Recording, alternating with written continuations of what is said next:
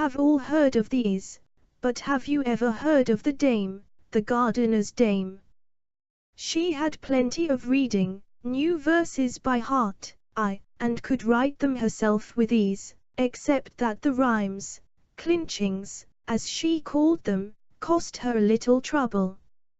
She had gifts of writing, and gifts of speech. She could well have been priest, or, at all events, the priest's wife. "The earth is beauteous in her Sunday gown," said she, and this thought she had set in regular form and clinching, set it up in a ditty, that was ever so fine and long. The under-schoolmaster, Mr. Kisserup, not that it matters about his name, was a cousin of hers, and on a visit at the gardener's, he heard the dame's poem, and it did him good, he said, a world of good. "You have soul, said he. "Fiddle-de-dee," said the gardener. "Don't be putting such stuff in her head. Soul indeed. A wife should be a body, a plain, decent body, and watch the pot to see that the porridge is not burnt. The burnt taste I can take out of the porridge with a little charcoal," said the dame, "and out of you with a little kiss. One might fancy you thought of nothing but greens and potatoes, and yet you love the flowers," and so saying, she kissed him. "Flowers are all soul," said she. "Mind your porridge pot," said he, and went off into the garden. This was his porridge pot, and this he minded. But the under-schoolmaster sat in the dame's parlour, and talked with the dame. Her fine words, "Earth is beauteous," he made the text of a whole sermon, after his own fashion.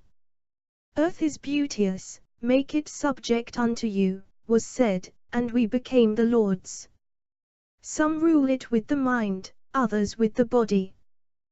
This man is sent into the world like an incorporate note of admiration.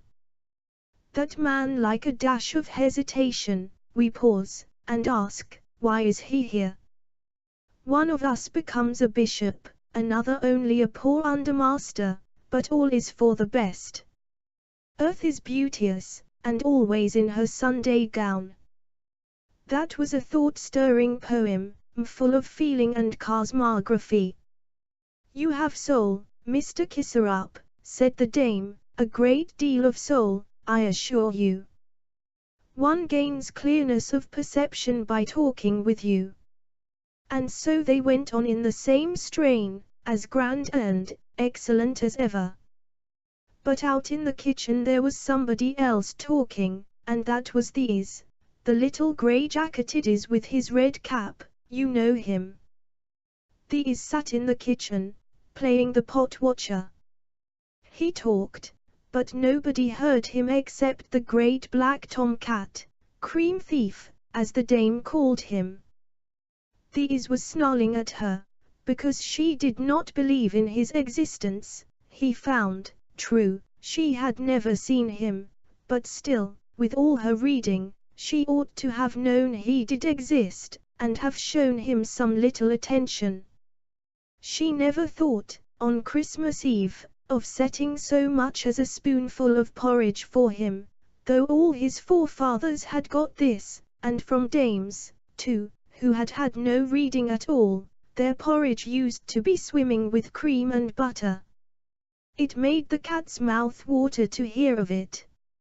"She calls me an idea," said these, "that's quite beyond the reach of my ideas. In fact, she denies me. I've caught her saying so before, and again just now, yonder, where she sits droning to that boy whipper, that Ooda-strapper. I say with Daddy, mind your porridge pot. That she doesn't do, so now for making it boil over." And these puffed at the fire till it burned and blazed. Hubble, bubble, heesh, the pot boiled over. "And now for picking holes in Daddy's sock," said these.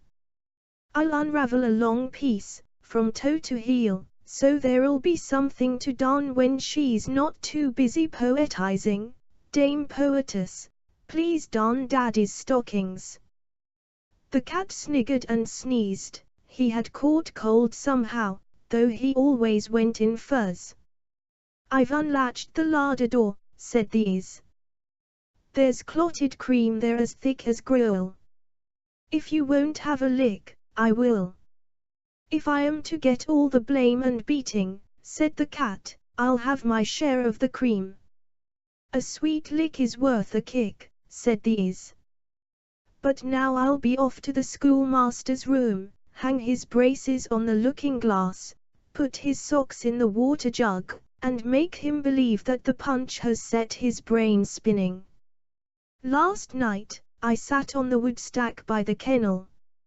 I dearly love to bully the watchdog, so I swung my legs about in front of him. His chain was so short he could not reach them, however high he sprang. He was furious, and went on barking, and I went on dingle-dangling. That was rare sport." Schoolmaster awoke, and jumped up, and looked out 3 times, but he couldn't see me, though he had got barnacles on. He sleeps in his barnacles.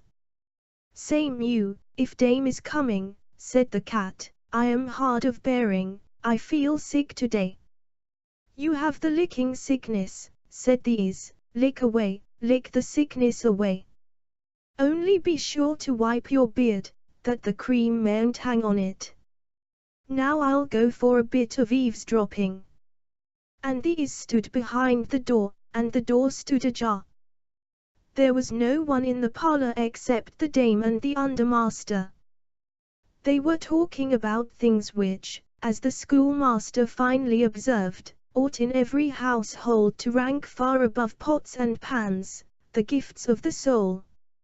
"Mr. Kisser-up," said the dame, "I will now show you something in that line, which I have never yet shown to any living creature, least of all to a man, my smaller poems, some of which, however, are rather long.